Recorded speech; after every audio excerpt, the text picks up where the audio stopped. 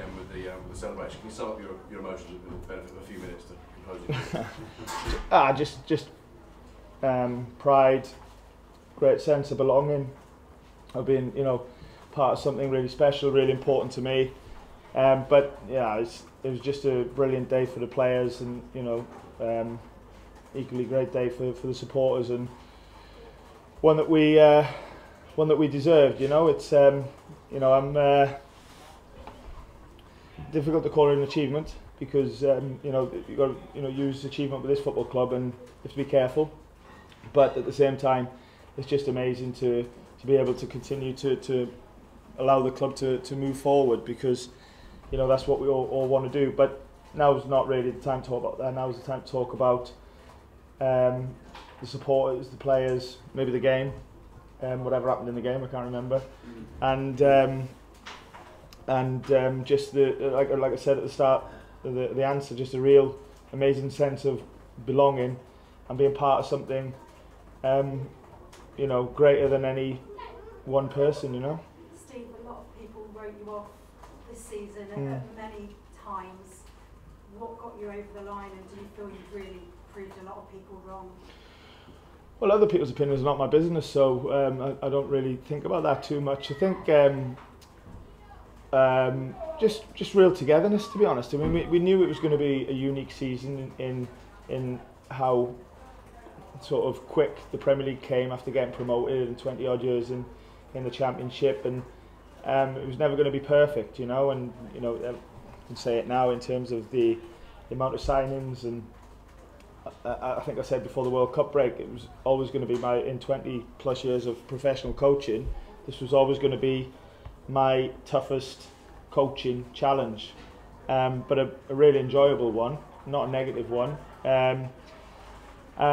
But you know, it's been really difficult for the players as well, and you know, we've had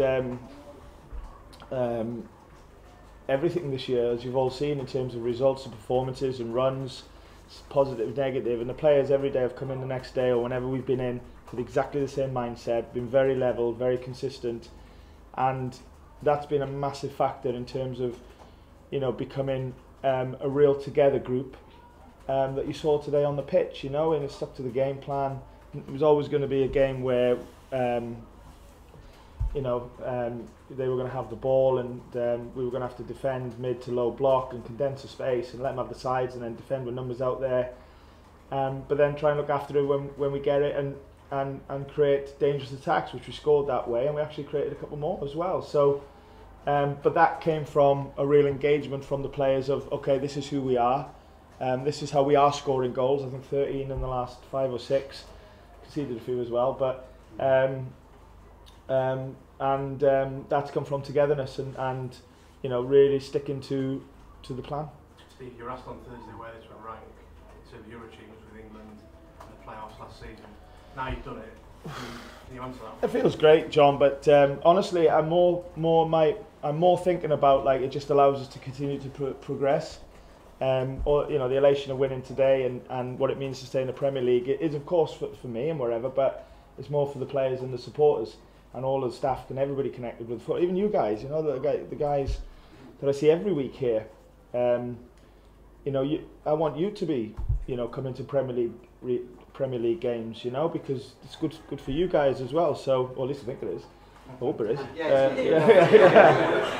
and you know, and we've built a good connection and wherever, and so it's good for you guys as well. So, so it's the next step, John, more than anything in my mind, and I'm delighted with today and whatever. But I also know that my overriding feeling is, let's get to work. You know, we can take this club to the next step now, and that's what we want to do.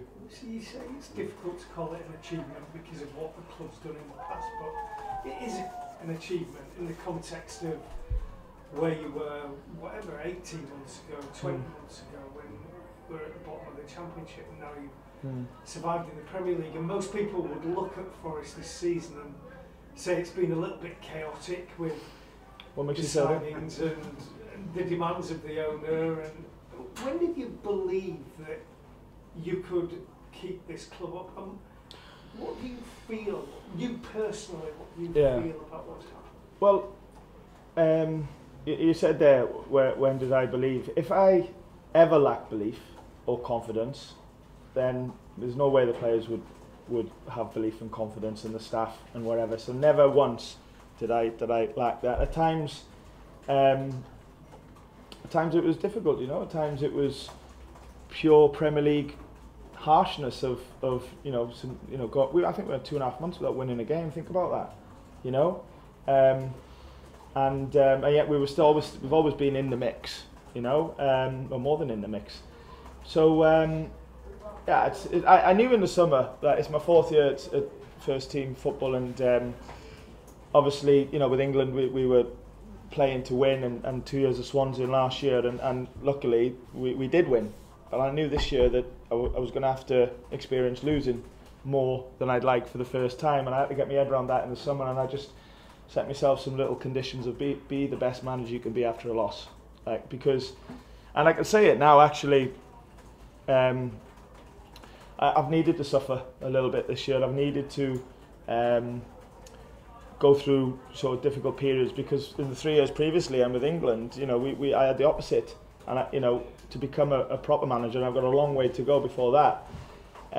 You've got to be able to deal with everything, and for me to be able to deal with that this year, don't get me wrong, I didn't want it, but I knew it was probably going to come, and I just said to myself, like, okay, you know, if you're really serious about managing this football club, then you've got to show that you can do it in difficult moments as well, and that's what the football club deserves, and I hope I've done my best to show that, you know. And how important have the fans been staying loyal to you, especially thinking of that night at Leicester when it had been easy to turn? Yeah, I've said to your colleagues, you know, I'll be in debt to my family will be in debt to these supporters forever.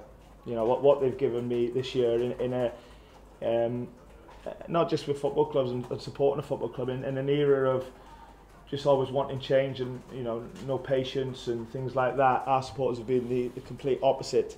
They've actually been the best for me in the most difficult times, and that takes some doing. You know, it takes some doing, and yeah, the whole, like I said, the whole sense of being part of something where maybe you wanted and you feel like you belong is such a powerful feeling within, and that's why I was desperate to be the best I could be after a loss, after a couple of weeks without winning, you know, etc. etc. So she's come in the wrong room there, isn't she? So yeah, you know, it's the supporters have really set the standard, haven't they, for how to support a team, you know, because like I said, it's easy to you'll never give up on your club. That's what being a football supporter is. But it's sometimes you can give up on a moment, you can give up on something, and even when, you know, maybe they've not agreed with some decisions I've made, and that's their prerogative, and it's inevitable that you get some things wrong. They've never showed it, you know, and like I said to the start of the answer, my family and I will be in debt to these supporters forever. John. Steve, looking at Morgan Gibbs-White today, you know, heart, talent, gave everything. Does it sort of sum up what you want to do in the pitch, what you think this club is?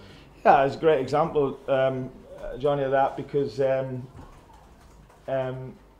yeah, I'm proud of Morgan. I'm proud of everybody, to be fair, and it's maybe not too much to talk about individuals, but you asked me about him.